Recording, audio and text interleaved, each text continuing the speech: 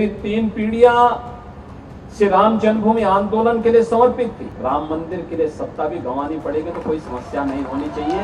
तो मैंने कहा कौन हम सत्ता के लिए आए हैं। यद्यपि मेरी 3 पीढ़ियां श्री राम जन्मभूमि आंदोलन के लिए समर्पित थी, मुझे कोई समस्या नहीं थी, लेकिन शासकीय व्यवस्था जिस नौकरशाही से जकड़ी होती है, उस नौकरशाही में एक बड़ा वर्ग ऐसा था जो कहता था कि मुख्यमंत्री के रूप में अयोध्या जाने से विवाद खड़ा होगा।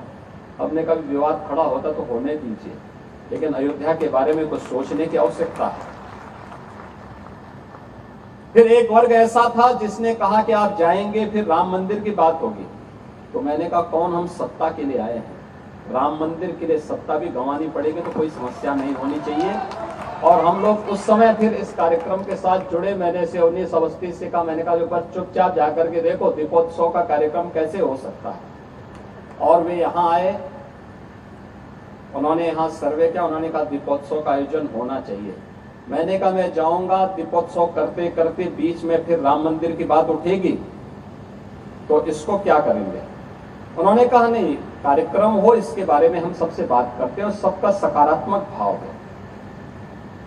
और आज आप देख रहे होंगे दीपावली के एक दिन पहले अयोध्या का दीपोत्सव अयोध्या का एक फेस्टिवल बन गया, एक पर्व बन गया है। लाखों की संख्या में श्रद्धालु आते हैं और मैं मानता हूं यह शुरुआत थी अयोध्या में राम जन्मभूमि बनने की शुरुआत थी। राम जन्मभूमि की आधारशिला रखने की एक शुरुआत थी। अभी मैं जन्मभूमि दर्शन करके आ रहा हूं।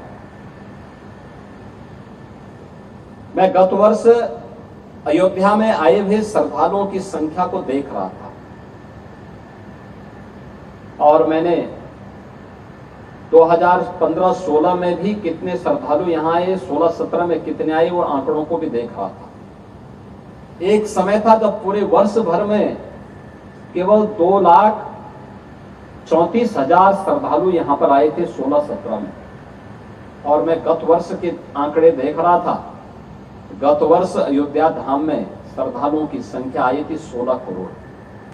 आप अनुमान करिए क्या 2,34,000 और 16 करोड़ में कोई अंतर ही नहीं है। अभी आप देख रहे होंगे लाखों लोग अयोध्या में आज भी दर्शनार्थ आए थे। लोग चाहते थे, लेकिन लीडरशिप का अभाव था। लोग उसको आगे नहीं बढ़ने देना चाहते थे, सही जानकारी और सही तथ्यों को सामने नहीं आने देना चाहते थे। लेकिन हम सब आभारी हैं प्रधानमंत्री मोदी जी के, जिन्होंने विरासत और विकास को एक साथ जोड़ करके भारत की परंपरा को उस गौरव के साथ आगे बढ़ने के लिए प्रेरित किया।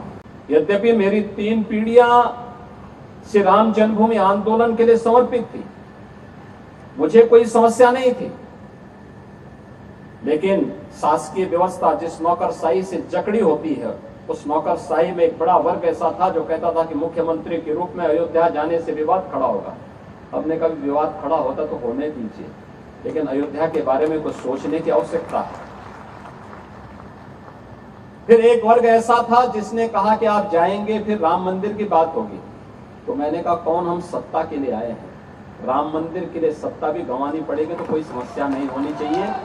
और हम लोग उस समय फिर इस कार्यक्रम के साथ जुड़े। मैंने से 19 अवस्थी से कहा, मैंने कहा बस चुपचाप जाकर के देखो दीपोत्सव का कार्यक्रम कैसे हो सकता है। और वे यहाँ आए, उन्होंने यहाँ सर्वे किया, उन्होंने कहा दीपोत्सव का आयोजन होना चाहिए। अगर आप ये वीडियो YouTube पर देख रहे हैं तो हमारे चैनल को सब्सक्राइब कर बेल आइकन दबाएं और Facebook पर देख रहे हैं तो हमारे पेज को लाइक करें।